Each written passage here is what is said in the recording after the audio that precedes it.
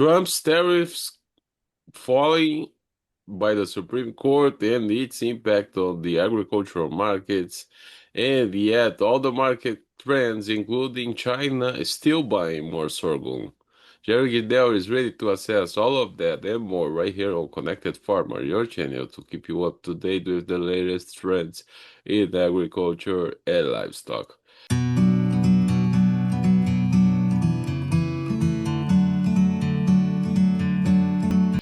So, Jerry, we have had right now, after several slow weeks, a week full of information that we can analyze. So, let's start with the tariffs. So, President Trump's tariffs were deemed illegal by the Supreme Court. And the president has reacted saying he's already trying alternatives. He announced a 10% tariff worldwide.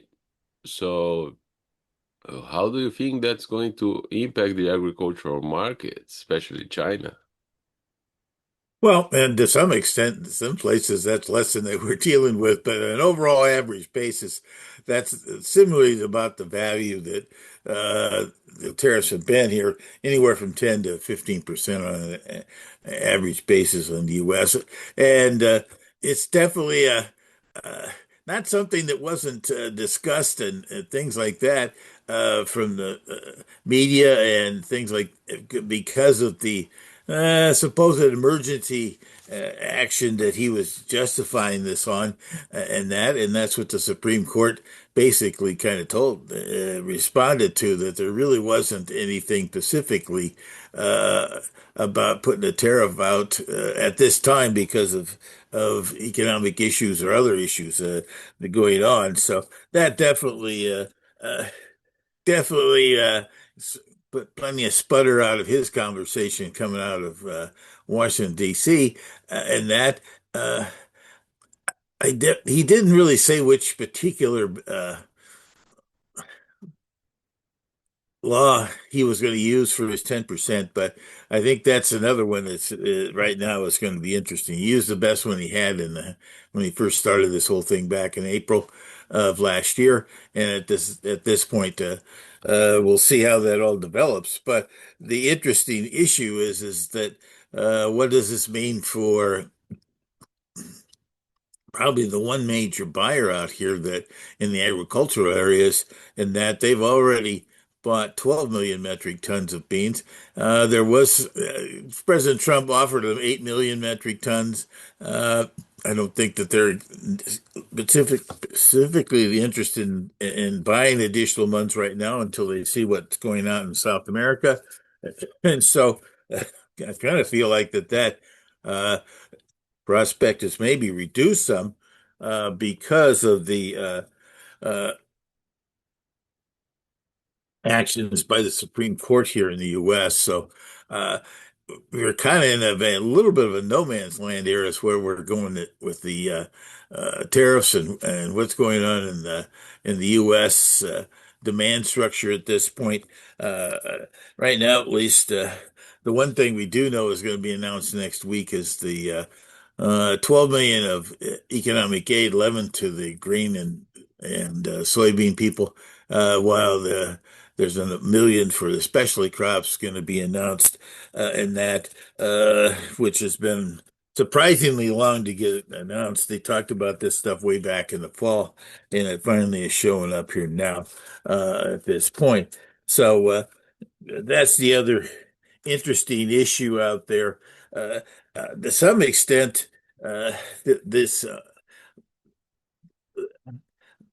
in the previous situations back in his first administration, he had to end up offering more than just one particular amount of money. And there has been some previous money dispersed late last summer, and that, and so we'll see if that is the case. But uh, right now, at least, there's a lot of uncertainty in the world.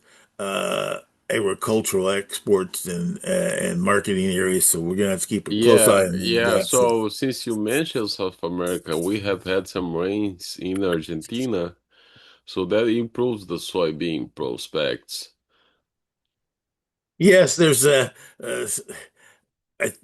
right now, there's still some very spotty issues out in La Pampas and parts of Buenos Aires, but there has been some shower activity, and that their harvest down there is still yet to really crank up here at this point. So we'll see what the impact of what we've had already. Corn is a crop that definitely needs timely rain, while soybeans have the ability to maybe hold back and utilize later rains than maybe the corn is at this point. And so that's definitely going to be a important area to watch around the world is what happens with uh, as we get more and more reports about yield harvesting, or you mean yields from the harvest down in Argentina. Yes, and also we have this China purchase after a decade of Brazilian sorghum that I think is quite marketing impacting. Oh, yeah, sorghum is a good can be a good substitute for corn, and I think that's really an indication of China and the issues that they've had with their crop last fall that came through at this point. Uh, the Chinese in the past, and they still like to use they if they're everybody's looking at them for a certain thing, they'll turn around and buy something else as an alternative for it, and they can utilize sorghum and a certain amount of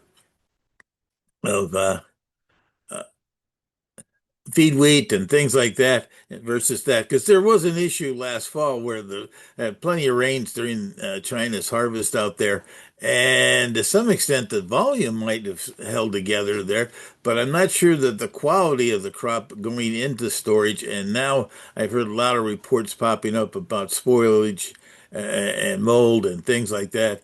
And so I think that's an issue when you put something in the bin when it's really high moisture in that. You run the game of having some of the stuff in storage not turn out to be any good, and I think that's the case, and that's part of the reason why I think they bought the sorghum as a and that. Interestingly enough, they took a test shipment just got out this month, a very small one to see what they think of the quality of sorghum because they haven't bought any sorghum from Brazil in like 10 years, like you talk about. It's been a long, long time. Yeah, And but so, there's also the government incentive in Brazil. Embrapa has been pushing the issue of the matter of planting sorghum for a long time. And Brazil already has been a major sorghum producer in 1970s, and Embrapa, the research agricultural body of the Brazilian government, believes that's a great option for the Brazilian farmers, and that could make a great market for them. well, yeah, the sorghum is a crop, and that can weather it's interestingly the a poor growing season, and I think that's part of the reason why there's been enthusiasm in South America. The one thing that happens, sorghum is a crop that is you have to really uh, you know go ahead and grind it down very shortly to smallly to that because and also it has this molasses in it, which is not the best thing that animals do. So it's a great concept, but in general, corn is what animals love and will continue to love. And so having like in at this point, the 2.5 million metric tons of sorghum could be uh, not represent 2.5 million metric tons of corn. It's only certain animals are going to utilize that grain. So sorghum is everyone uses it as some kind of oh we can do this, but the problem is it doesn't uh, go into feed rations as easily as corn does along the way.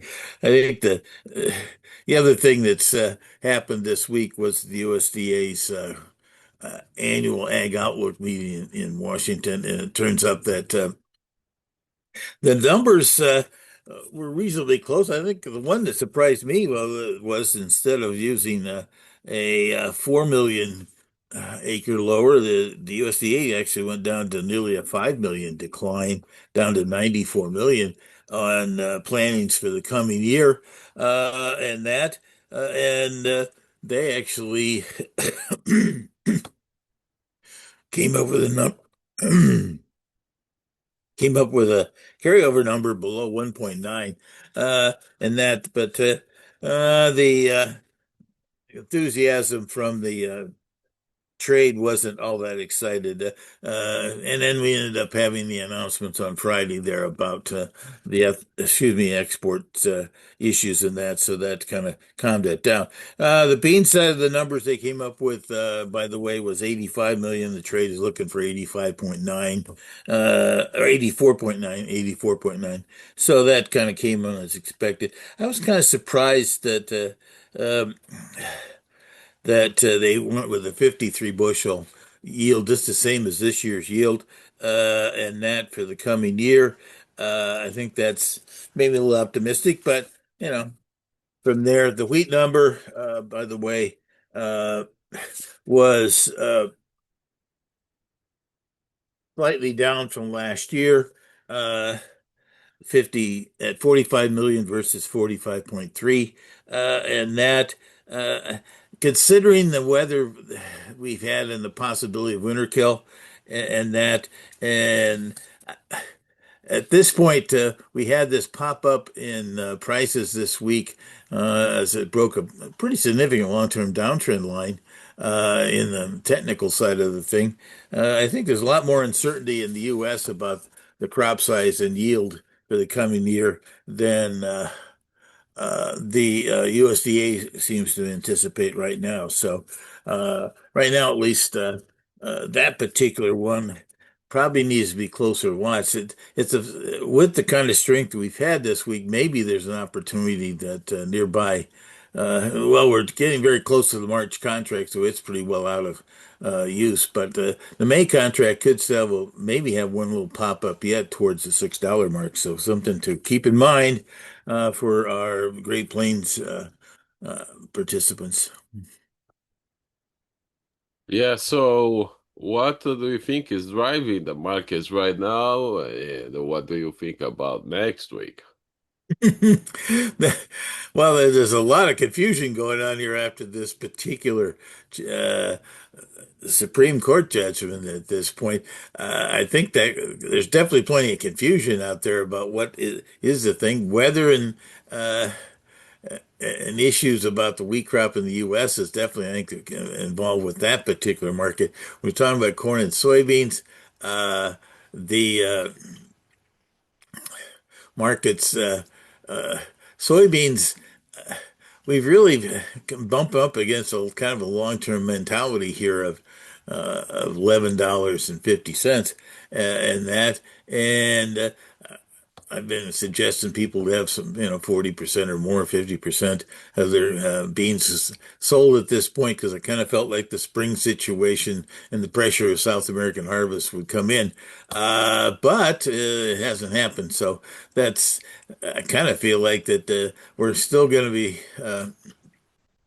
continue to watch what's going on in Argentina and what kind of yields are coming out of that area. Worldwide demand. Uh, Everybody's kind of squinting at China. Will they be there for their buyers? I am not in that camp that they are. I think they're feeling that they're going to wait it out to see what happens with Argentina and the South American crops and their potential to supply them, and that versus buying any more from the U.S. Corn, kind of feel like it's maybe stuck in the middle here a little bit at this point. It would be good if we could uh, see that decline of over 4.5 to 4.8 million lower corn acres. I guess the big question is, I'm not sure we're going to get that big a decline. So we could be muddling around here a little bit in the near term. But I guess if you need some near-term cash, I wouldn't expect there's a big rally coming here in U.S. grain prices in the considering the uncertainties that are going on out here uh, along the way, I don't see that there's any big weather issue that's going to explode here on us, except the subtleties of what could we see and what the wheat crop might turn out to be. But uh, that's the one that I think you want to utilize to kind of clear out some of your old crops supplies if we get a rally up to $6. All right. Thank you very much. Take care, sir.